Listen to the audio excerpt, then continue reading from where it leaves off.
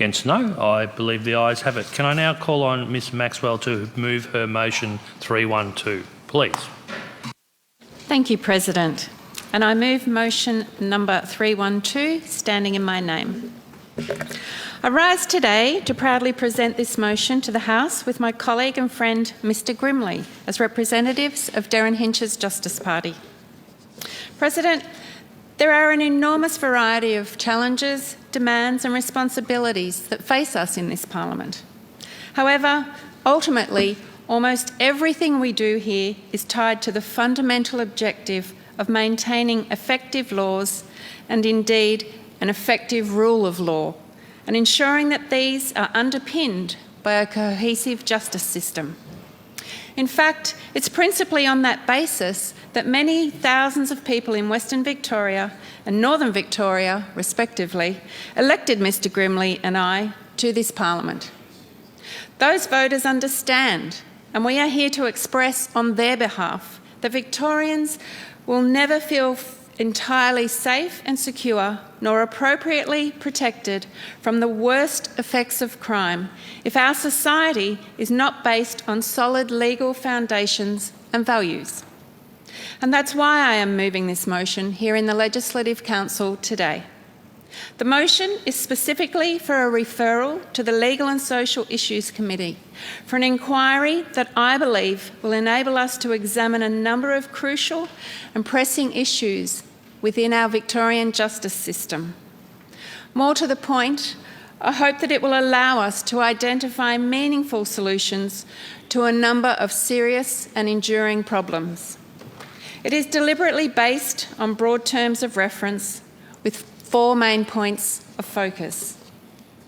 I've chosen these not only because they represent 4 of the most immediate and critical areas in the justice system that lend themselves to committee consideration, but because, in all likelihood, they will also seamlessly pave the way for scrutiny of some other important and associated issues. Firstly, analysis of the number of people in our state's prisons is one of the most obvious baselines for any inquiry of this kind. According to the Bureau of Statistics, over the past 21 years, the number of people in full-time custody in Victoria has soared by more than 200%, to more than 8,000 people in the December 2019 quarter. As the Productivity Commissioner's latest report on government services confirms, this means around 157 people per every 100,000 are imprisoned in Victoria, compared to only 106 even a decade ago. Within that overall cohort, close to 3,000 prisoners are currently on remand. To add to all of that, the ABS data says there are also nearly 13,000 people on community correction orders. That's more than double the equivalent figure in 2001. No matter the perspective from which any of us comes to law and order debates, no one can be content about what these numbers are already telling us, especially as they also need to be set in the context of what is widely understood to be substantial underreporting of crimes in many areas, particularly in rural towns. We should be even more worried about what a potential continuation of these trends will mean in the future. Ultimately, significantly driving down crime has to be a goal that we all share. This leads me to the second part of my motion. Clearly, one development that would dramatically improve law and order in Victoria would be the reduction of our persistently high rates of criminal recidivism. Currently, more than 50% of people incarcerated in Victoria subsequently reoffend. Worse still, 43% of all Victorian prisoners are back in custody again with just 2 years of being released. Each of those numbers is staggering in themselves. Arguably, what is most stark of all about them is they confirm we have what the IPA's Andrew Bushnell describes as a corrections system that isn't proving sufficiently corrective. In short, some inmates aren't being imprisoned for long enough to keep the broader community adequately safeguarded from them. Nor is Victoria most effectively using what is often the last best chance to break what has typically become an entrenched downward spiral for many people who have found their way to jail. In my view, a committee process would allow for detailed and careful consideration of the myriad of ramifications of those numbers, as well as the many factors behind them.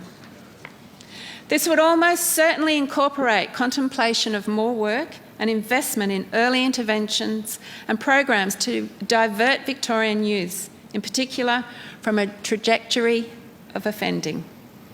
The committee would also likely hear that for the most directly affected victims, the devastating consequences of almost every serious crime are frequently compounded by court processes and responses that are bewildering and deeply unsatisfying.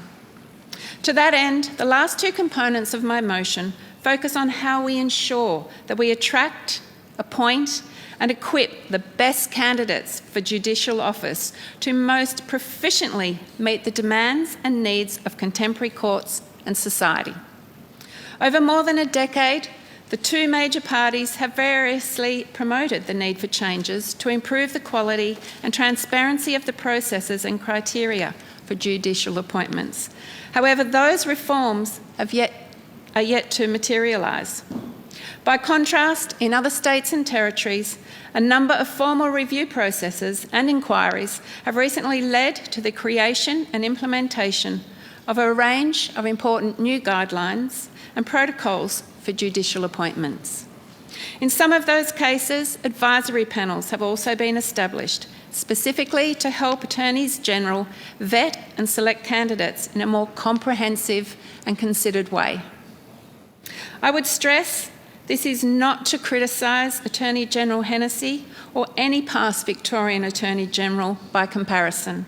However, it is to raise the point that there are no statutory requirements for consultation in this area in Victoria, and that our attorneys are also not bound by such a device. For Queensland's part, its Attorney General, Yvette D'Arth, wrote in 2015 that there is clear value to be gained from, and I quote, a public discussion about what attributes, skill sets and qualities we should seek in filling judicial appointments. Those are sentiments of which I agree.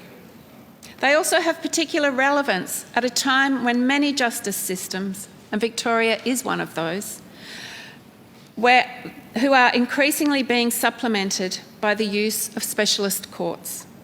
Improved decisions and more accurate scrutiny of the increasingly sophisticated and complex evidence that typically features in specialist courts will surely flow from wider discussion and analysis not only of how we make judicial appointments in and of themselves. They will also come when we best align judges and magistrates' individual skills and relevant capabilities to where they are most needed. Obviously, it would also be remiss of me to complete this speech without reflecting on the point that our state clearly does have some particularly difficult questions to contemplate here after the recent overturning of a succession of Victorian decisions on appeal to the High Court. President, across each of the aspects of the inquiry, MLCs would undoubtedly bring a number of different ideas to the table. However, I would encourage anyone who might be inclined to contribute to it to recognise there's a real opportunity and actually a real imperative for us all to work collaboratively on this. Not least because the view that our justice system requires major reform tends to be almost universally shared across Victorian society, but it is also widely shared through the legal fraternity too. And if anyone doesn't believe that, they may care to type in terms like Victoria's broken justice system into a Google search. They can then not only behold 23 million plus entries that will greet them, but also contemplate the vast range of personal and professional backgrounds from which those observations come. In a legal sense, reports and comments pointing to dissatisfaction with elements of Victorian justice can be found not only, for example, from the likes of Victorian Legal Aid, the Victorian Aboriginal Legal Service, VCOS, and other centres and organisations working with the most destitute, disadvantaged clients. You'll also find them even in recent times, right at the other end of the system too, from eminent judges and magistrates such as Dyson Hayden, Charlie Rosenschwag and Nick Pappas, and many other very senior figures. Of course, it's not hard to understand why, given that Victoria's justice system to this day remains plagued by a catalogue of abiding problems and challenges. These range from insufficient early intervention and primary prevention at one end of the spectrum through to the discouraging evaluation of programs at the other, which ultimately determines outcomes. They extend from protracted court delays and the inefficiency of many processes, even when cases do make it to trial, through to the growing proliferation of plea bargains, legal loopholes, and sometimes dubious defences that enable offenders to sidestep certain hearings altogether. They take in contradictions, such as Nicola Gobbo being awarded more than $7 million in legal costs and compensation, while people requiring legal aid and victims of horrific crimes sometimes struggle to even access the basic support. Obviously, I could cite many more problems, including the inadequate monitoring of some high-risk offenders, the lack of a public sex offenders registration, waves of child pornography activity, soaring levels of drug abuse, rife smuggling of contraband into correctional facilities, shocking numbers of assaults on emergency workers, including custodial and correctional officers, youth justice and child protection systems under ever-present strain, crumbling court infrastructure in some locations, legislation that's sometimes not accurately targeted, prolific domestic and family violence, including growing numbers of infanticide and adolescent, parent-child and child-on-child violent cases.